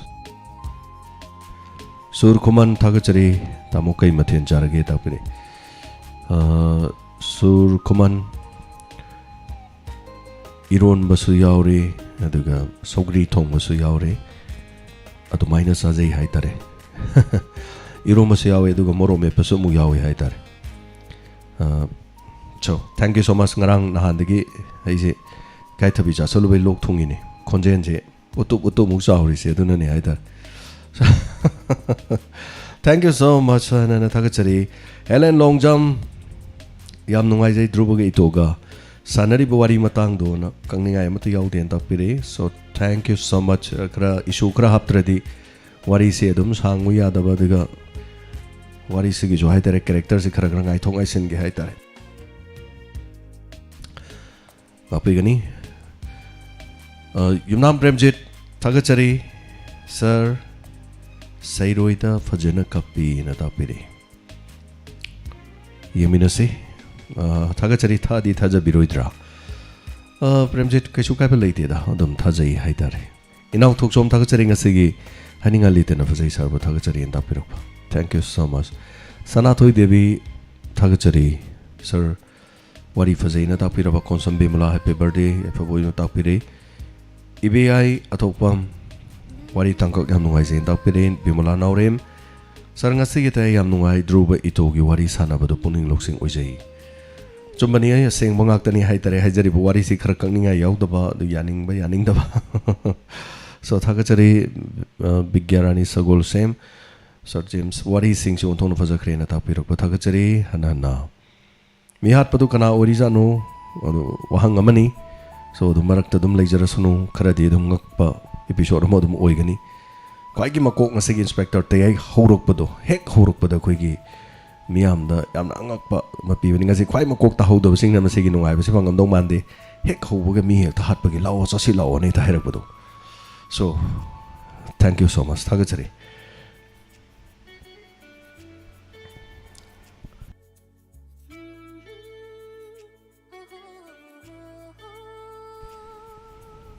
Jacoman Thagachari Loin Chendagre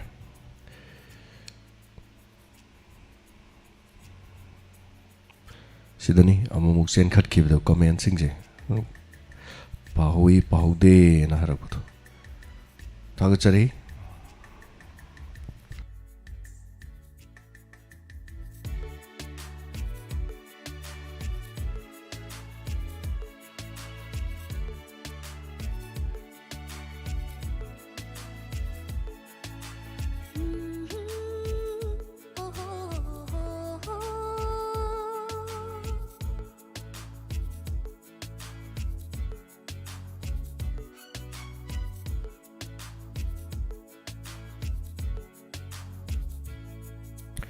Thank you so much. Tenazare, Amba,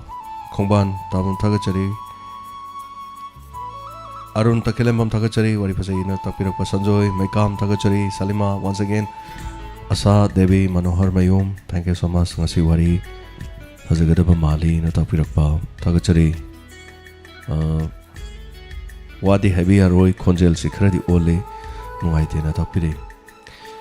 Konjen Jelok Tung Badunani Haitare. Asalata. I say, Narang Numit Nini Hum News, Ina Kariba. Yani Pansam Panjava Hitar, Ikaitabi Court Pado. I don't Kange Kraditum Tauran. Adu Pamjaba the sea, Dunini. Some I told another Loxi was expressed of Kuba Hitar. Some of us I should like the look. Anyway, thank you so much, ma'am. Nadan of one of you, Aduga Hayang of Misai Corona, Kibanumit. Masi nang na balok ko thungjalak pachi da bako swai lawi hai thare thu manam nami ka su pau de chaning ba phawi yes ai isada kitang hana khara dum lai jabane fatigue khara lai jabane so Thagachari hana Premjit Awangjiri Suniti bala lai mayum thank you sir what is safe azai yana chumba soidana photo pirakani yes Thagachari diga Vidyananda Thiam Sargi Wari Taru Badigi Tumba Yadring, see what is in Uxina Tapire. We maybe we I don't know, Yum Takta La Mapadano, when it on Kappa Halaga Canano, we do know. Madoni Kona Lakadu Wari Sahetare. So Lembi Lampolapom, Thagachari, Asamok, like Yobi Badu Dama Kanya Litina Thagachari. Binudini Com Drum Thagachari. Nasigi Wari on the Fazay, Drubugi Nuxiraba Congelna, Wak Pum Kayamasu Thagachari, Natapire. So many do Druba now, Hana de Conjen Karsawaga in a look to by Conjen Sawaga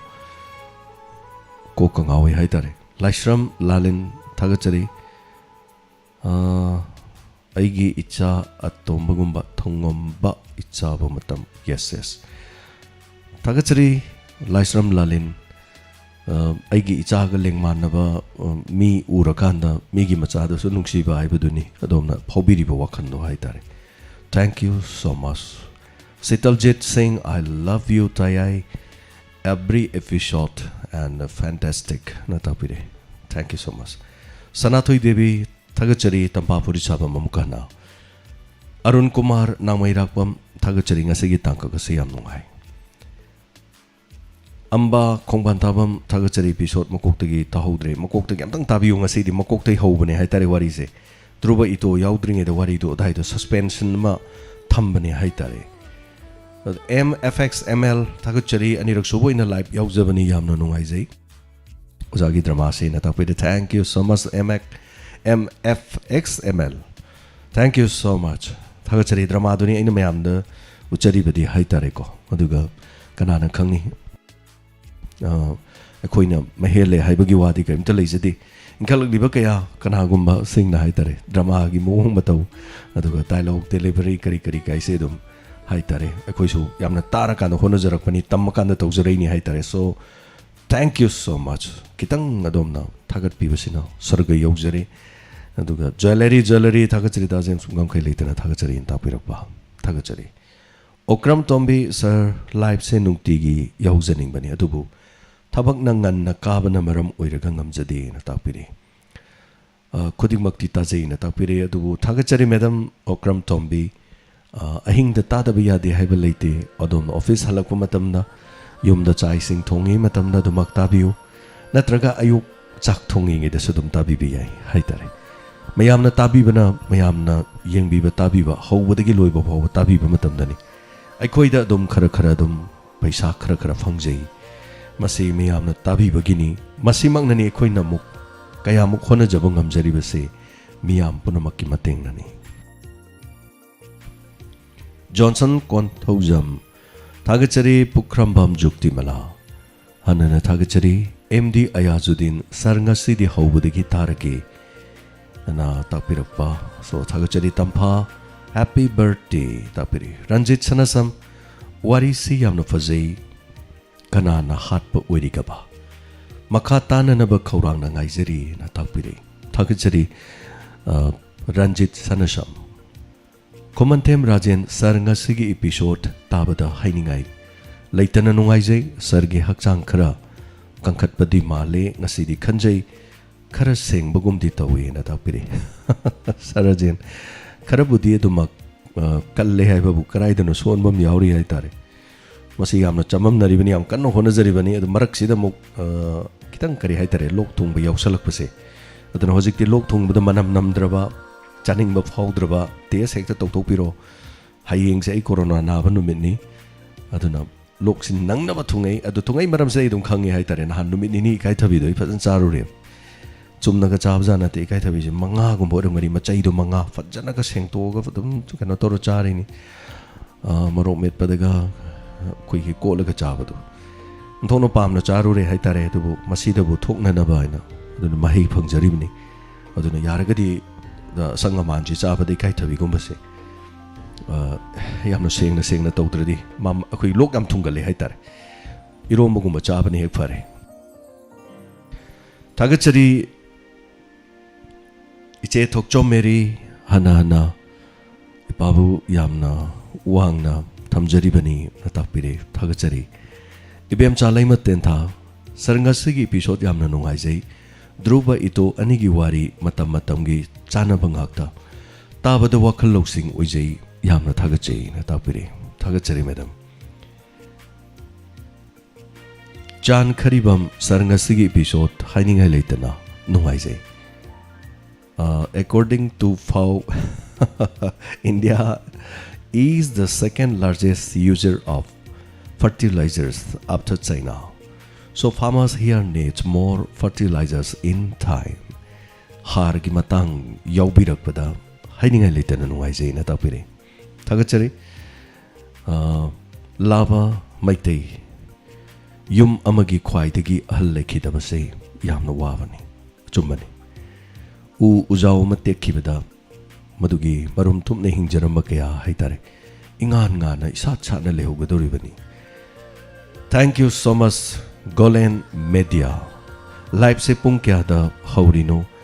nomatang oira basu tage yana ngairakpa aduga fangle adubu ahubada taba fangdri yamna nungai na tapire थागचरी गोलेन media पुंग 13 मखाई स्वाइदा दुम हौई करिगुम मतम 13 निफु फौ मनुंग हौई इंटरनेट बेस ओइबनिने यूट्यूब अमदि अतै अतै सिना हाइतारे रेडियोगीबुदी चप चाना दुम संतोकपसु याबा अदुबु ताबगी चांग हाइतारे अमदि अखोइदसु कानाबा लैबनिना anyway thank you so much हाइबिरकपा सिगिदमक चे खुमन थैंक यू सो मच हाइयेंग आइजरमगेना ताकबिरकपा Indira Brahmachari Mayum ngasiगी tangkak yamna nungaijai haina takpire thank you so much tagachari suchitra purai latpam sir james ki khonjel tabadi yamna nungai wari su yamna nungaijai takpire tagachari suchitra purai latpam thank you so much mayamna mafam ama pibi basi matik chajadraba su haijabadare su yam nungai ba faujai thank you so much johnson kothokjam wari se yam nungai tamo Natakpire, Thagachari Laisram Sanathoi, Wari Fazakre Takpirakpa, Nam Chiliu Gonmai, Sir Wari Shitabadi Yamna Nungaize, Sir Tayai Atuvada, Tihalaga Fabirabadi Yamna Nungaizagani, Sargi Konjel Nungaize, Kai Teta, Karisu Kai de Haiboromal. Anyway, in a look to my content curse of Kutpato, Wadu, Kasukai de Natakpire. Anyway, Ngarang na Konja Muktagiba, Asina Muk, Konjan Jauba. Sanathoi Laimayum Tagachari Yening Holak Ledo, female version the Tanning Yena Takpire. Yes, Sanathoi Laimayum, female version Ama, same Nanabayam, Kan Honari. Akoi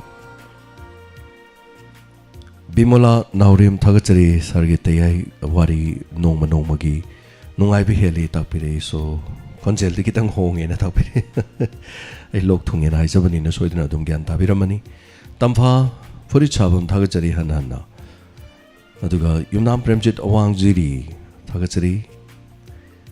यनिंग होलकले नुंगतिगी निंगी यादनिंगी अकाइबा लैगद्रा कैसु काइबा लैते प्रेमजित यनिंग होलकले इसै lyrics यावरो थागचक्रबनी YouTube त अमदि Facebook त ताबीबदि Facebook ने याम heli YouTube तदि याम यंगबिदे अदुबु इसै दु फानिंग बसिंगना दु मै lyrics यंगगा Taba यारनी Hayeng hangchit ay amuk karaoke amuk thagacharake karaoke dena khonjel yaudabida thagalake mayek yauraga mayamna nungsibibasingne yenga saknaba haitare thank you so much thagachari hanna sital jiching tayai ga aiga performance se tahurabadi manipur se khara makhide fagane na tapire thank you so much bsf na tapire thank you so much memcha yenremam ngasigi episode nungaijai na tapire thagachari So Sabir, Johnson, Chan, Sunitibala, Lembi, Lemapopam, Thagachari Hanana, Suchitra. Thank you so much. Ranibala, Laisang Tem. Ay Makadi Amok, Isay Tazaraba Matungda Mok, Kitang Pazage, Duga, Konjencham no Aitribani Naitare. Masigi Ahan Bisay, Kudol Tamjagi.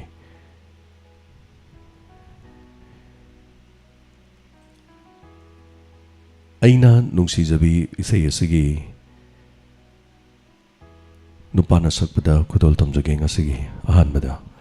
aisa maki mayektani Binod Kumar Sarvana music oi bai isay Aina nungsijabi tabiriba sing mayam punamakta kudol tamjari tabirsi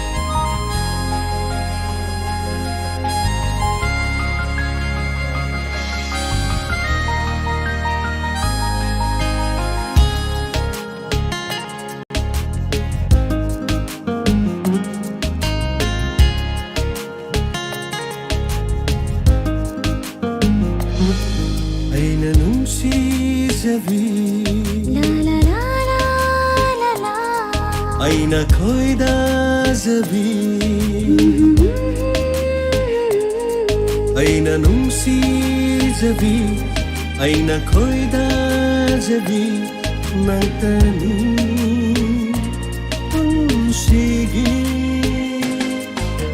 Nangtana loy jare Oh aigi di thawaini Nangtana loy jare Oh aigi di thawaini Nangtana aigi unsini Aina nungsi jabi Aina khoida jabi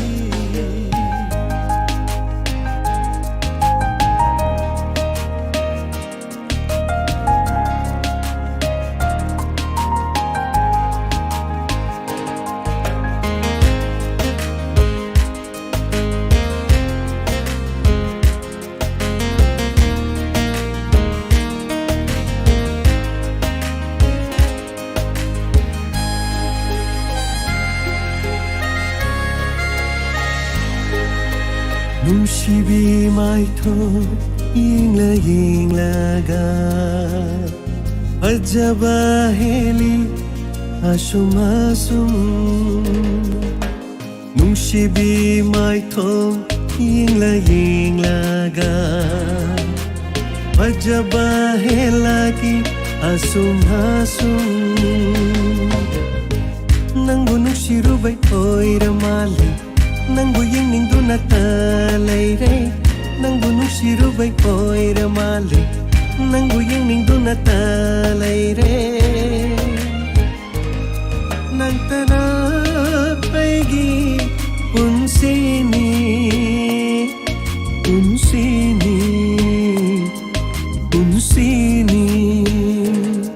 ꯑꯩꯅ ꯅꯨꯡꯁꯤꯖꯕꯤ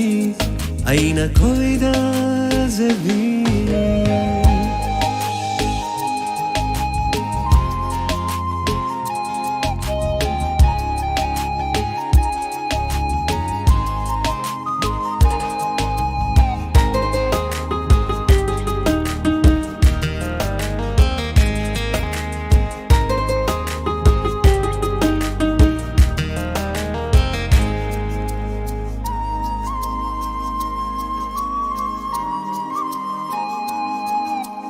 Karamba misum laiwa pubino sumhat yai pubi eloira Karamba misum laiwa pubino sumhat yai pubi eloira Kuidana binangi maito Kuidana binangi misna Kuidana binangi maito Kuidana binangi misna Momontano kambi nangtani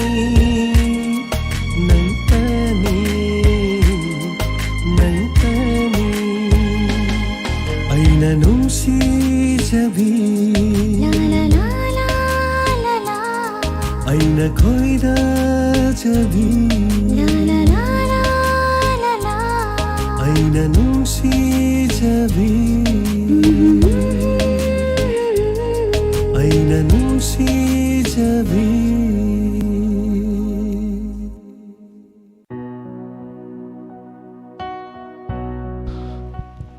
Tagachari hanana episode 600 suba matamda mateng pangnanabagidamak Diamond Radio da lakpidana oja ilangbam thoibana lupa lising manga pibiramdana hanadagi advance haitare pet tawduna leijare aduga assembly gi khoi state da tabak tawbiba deputy secretary da tabak khoi gi assembly da tabak tawba yamba haijabadare so yamba san lupa lising manga pangdunu leikre Tagachari masigidam episode subna dagi taret kaktang hairi haitare nuksibiba mayam puno makoi game amo ina langminaraga numit episode taret ki matung haitare taret suba numita koi nungai ba phongdok minasi inspector TAYAI ngasidi asum satkibada episode 600 sugadore Tagachari jewelry adongi chagi dama party lauthokpi bagi nungai ba phongdok pirakpa sigidama kaduka joymati devi Hanana Tagachari Tampa Furisabam Tagachari Hanana A.C. Singh Aikhoigi Imadi Inspector TAYAI Nomata Miss Taude Bangalore de Lejaina Tapire. Thank you so much A.C. Singh Mamada Tambiro Aduga Kuina Suyamna Nungajai Mamana Miss Tobida Badugidama Kogi Maikedi Tagachaba Pungduk Lei Haidina Tambishi Tagachari Oja Birichandra Tunaujam Amba Kongban Tabam Tagachari Sir Manama Sing Kot Laga Chabadu Ising Asabada Haipet Lup Laga Chabio Sumani Kwaidagi Fabadi Aduni Haitare Sing Asabada Chup Launa Lupaga Chara di Mahing Matai du Krasire Dana Yes Manama Sing Kot Laga Chabasi Adum Yamna Supamjai Haitare Teno Mambi Tegi Matamatamgi Pong Hawaii Sangbi Kola Chabasi dum haina ba haitare Sasuyam Sagan Baduga Tai di Kradi dum Kasto di Ikaita Vida dum Hana di Kratogal haitare पामसु Pamba अदुगा तौरनी सु खनबा नों फादोक अमुक्तंग साबदि कैसे तौदे खितंग तोइसल्लोरदि तौरकपा हाइतारे anyway thank you so much ma'am सु सेक्शन बियो हनना थागचरी अदुगा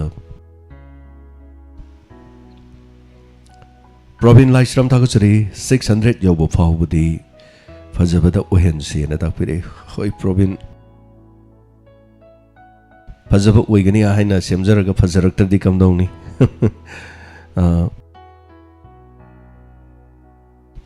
थागचरी अदुमपु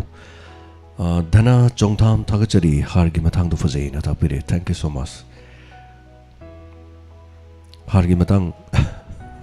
इशू ने हाइतारे होजिक्स याम कन thank you so much Premjit sir यनिंग होलकले नुक्तिगी ताबा पामजै होजिक्ति अदुम यूट्यूब तसु यावरुबनिना प्रेमजीत अदुमना पामा मतमदा ताबिबे यारनी हाइतारे thank you so much Johnson Kontokjam हनना थागचरी अदुगा हारगी वाफमदना तापिरकपा सो एस वंस अगेन पुनमक थागचरी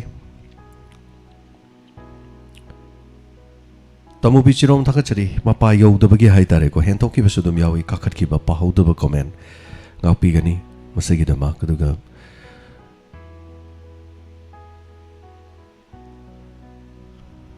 thank you so much Samarjit Moirangthem ताबा नंगहौद्रे न ताकपिरे अदुगा सोइदना ताबियु सिंखलगा खुराइजम मेमी थागचरी अंबा खोंबान ताबम थागचरी सही थाबा हौजखरे अदुगा बिरुचंद्र थोनाउजम सर थांजिंग अरोबा मेटपगा इकाई थबि कोलगा चाबगी महाउ सिटी न ताकपिरे चुमनि याम हाउबनी अदुगा सर राजेन खोमन थेमसु इकाई थबि कोलगा चारुबगी फमुंग द कुल्लगा लेरी न ताकपिरे सो आइदि ngसाइना पुंग तरुक तरेते कुल्ल लेनिंगमने दु कुन मंगमद्रे हाइतारे थबकसिनि यादमने थैंक यू सो मच मथंग इसै यमा मोलोको चगे अदुगा तमुबि चिरोम थैंक यू सो मच अदोंगी कमेंट खरा पाजरे वरौबिबे यादे मैम थुंगना बदौना सुवारौ देना ताकपिरे थैंक यू जॉनसन थागचरी जॉनसन वंस अगेन थागचरी अनुवाजै बिनोदिनी खोमद्राम कैल्विन मोरांग थेम पुनमक थागचरी कमेंट की comment ngakta ngaire aduna mathangi isai mamloko chari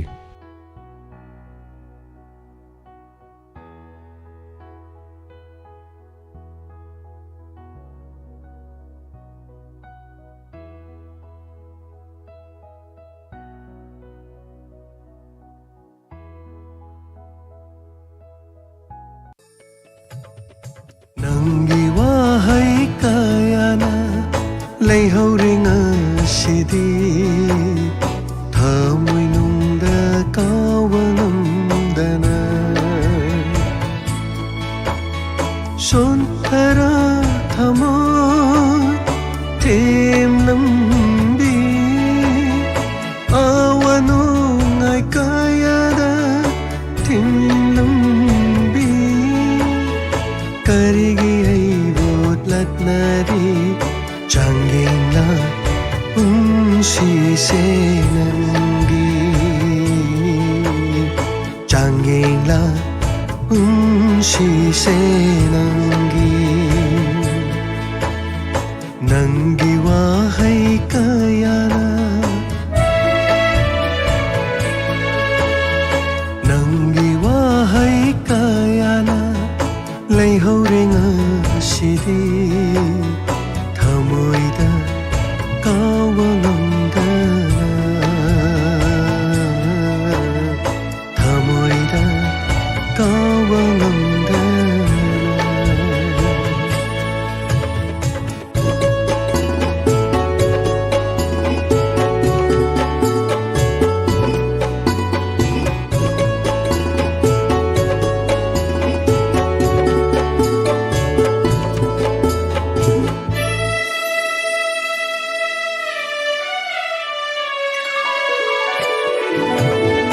thamoi sengamde themjimba makhol thok na kaplare ngasidi thamoi sengamde themjimba makhol thok na kaplare ngasidi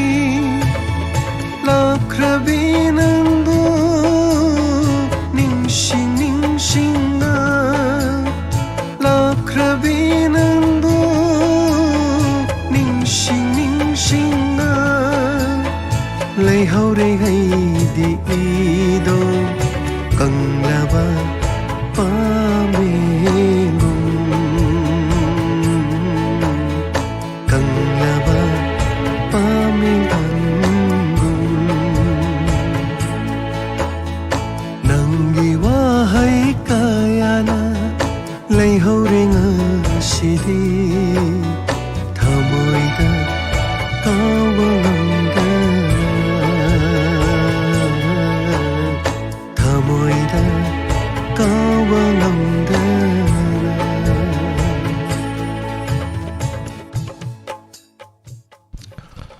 Tagachari hanana Punabati Devi aduga ekhoisu chimpapure sei aduga yamna nungaijai Delhi dagi program se adumak tajari bani takpirakpa Tagachari Punabati Devi aduga Inau Thokchom Tagachari Lata Yenkom Tabagi Penmanai Dena takpirakpa Tagachari hanana Khoi Tamubi chiromna comment ki di isai khaido ki bada yamana te isai manga isai mari har di minute kun oi gre aduga comment ki di pari se minute tra manga minute tra swai muktani yamna yamati nati tagachari sila laishram yaiba bata oibiu sir tapiri tagachari sila yaiba ba oibiu arun soraisham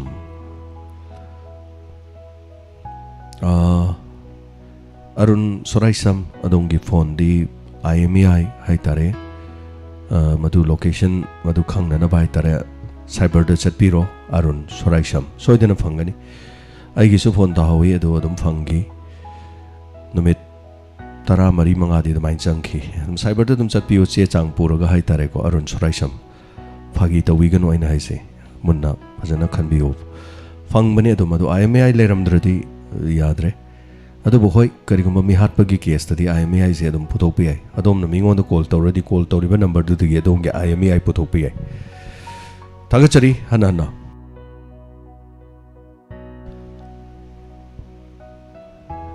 tension jage aduga lalita namairapam wari hamna nungai seisu fazai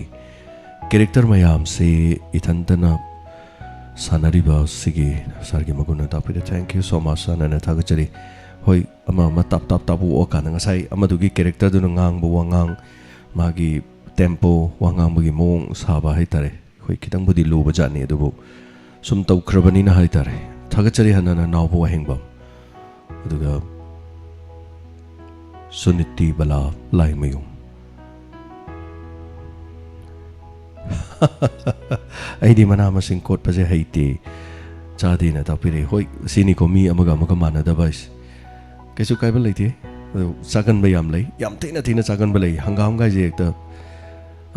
mana that tane yam kot balai jani hangam da ngau bana malai badu di khoi adu di hainei aduga somna gi hangam asang bam ju lai haitar so thank you so much in kot pai wari vision hizam thagachari druba amadi togi wafam chumi har gi matang sidi manipur gi lomi singi na tapiri yes thagachari lema popom Sophia Thank you so much hanana thagachari Kabir Jan Puramak isai amatang asigi tharom sigi mo kodol tamna bona jagi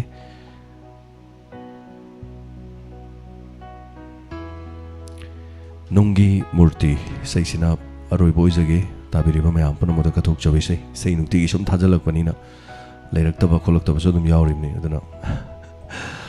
thagachari yamna kuira bai sei maka chahi kun ga mathoi shuru bai sei makangna Amukhana isai se 2014 da khonjen la horaga music na 2017 amadi 22 da mukha paga semba isai makhang angak pai sei makhang yamna sangla ba journey amada 21 years Oza Subas na music oi bikiba Saros Hobong ki mayek tani ai sama ki khonjel da amukhana remake tawriba Vinod Kumar Sharma Nangdi Nungi Murti ni Nungi Murti tini nunggi thamo panbini nang di nunggi murtini nunggi thamo panbini nunggi murti ꯅꯨꯡꯁꯤ ꯈꯪꯕ ꯍꯧꯅꯕꯔꯥ ꯅꯨꯡꯒꯤ ꯊꯃꯣꯏꯗꯕꯨ ꯃꯤꯅꯨꯡꯁꯤꯒꯤ ꯏꯔꯤ ꯌꯥꯎꯔꯝꯒꯗꯔꯥ ꯅꯪꯗꯤ ꯅꯨꯡꯒꯤ ꯃꯨꯔꯇꯤꯅꯤ ꯅꯨꯡꯒꯤ ꯊꯃꯣꯏ ꯄꯥꯟꯕꯤꯅꯤ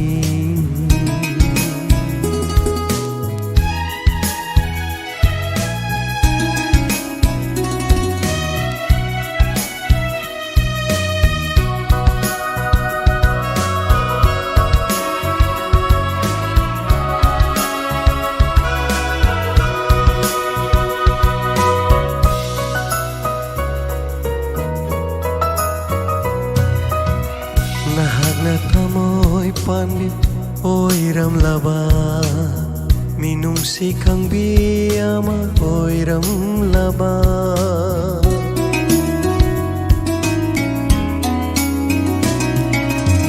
ꯅꯍꯥꯛꯅ ꯊꯃꯣꯏ ꯄꯥꯟꯕꯤ ꯑꯣꯏꯔꯝꯂꯕ ꯃꯤꯅꯨꯡꯁꯤ ꯈꯪꯕꯤ ꯑꯃ ꯑꯣꯏꯔꯝꯂꯕ ꯑꯁꯨꯛ ꯋꯥꯖꯔꯝꯂꯣꯏ ꯑꯩꯒꯤ ꯄꯨꯟꯁꯤ ꯑꯁꯨꯛ ꯋꯥꯖꯔꯝꯂꯣꯏ ꯑꯩꯒꯤ ꯄꯨꯟꯁꯤ ꯃꯤꯀꯨꯝꯃꯠꯇꯁꯨ ꯅꯣꯛꯆꯔꯝꯒꯅꯤ ꯃꯤꯀꯨꯝꯃꯠꯇꯁꯨ ꯅꯣꯛꯆꯔꯝꯒꯅꯤ ꯅꯨꯡꯁꯤꯕꯩꯗꯃꯛ 와저럼로이 뭉시바이다맛 갑자람로이 낭디 뭉기 물티니 뭉기 타모이 반비니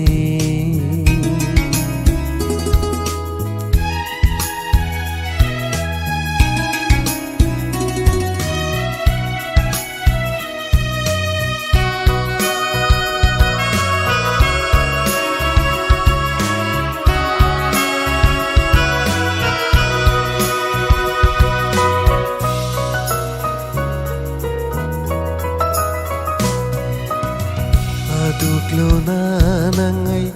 hainakiba Punsigi luraba wapang dubu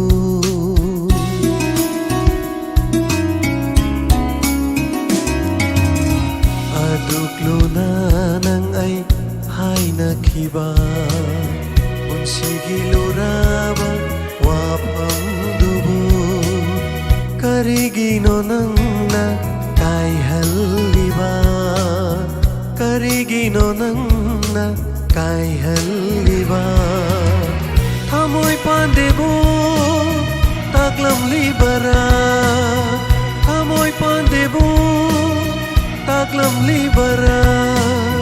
Masibu nungsibagi Hauna sara Masibu nungsibagi Hauna sara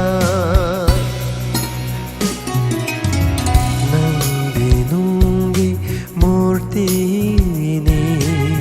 nunggi thamoy panbini nunggi murti nabu nungsi khangba hauna bara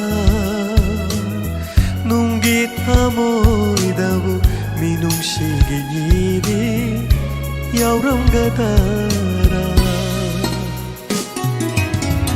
nangdi nunggi murti nunggi thamoy panbini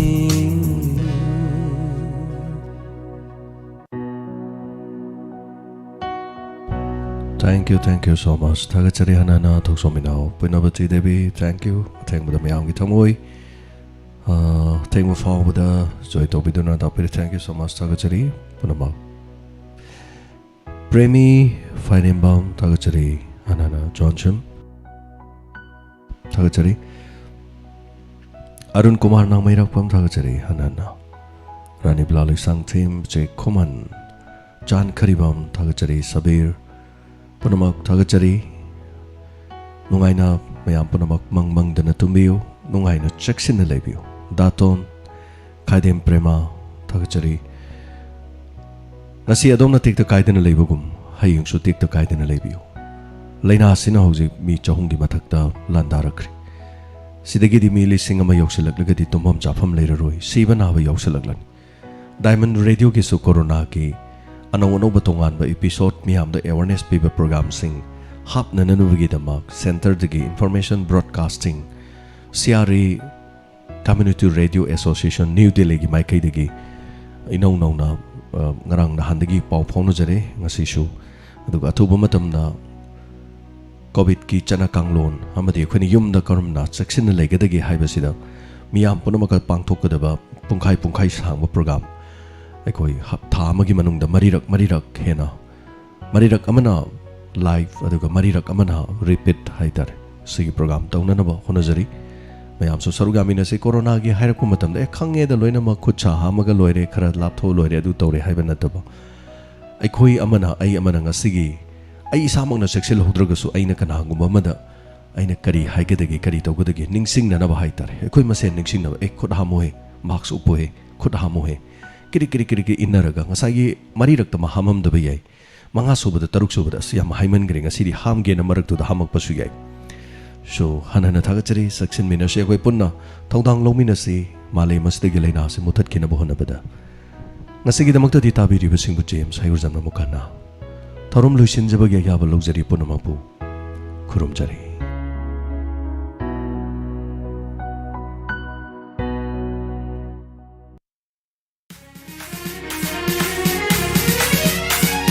like a sona sat lava like kone kanuk kaya ke itin famni cheta balai trava chang bithawai ni diamond fm radio oh diamond fm radio 91.2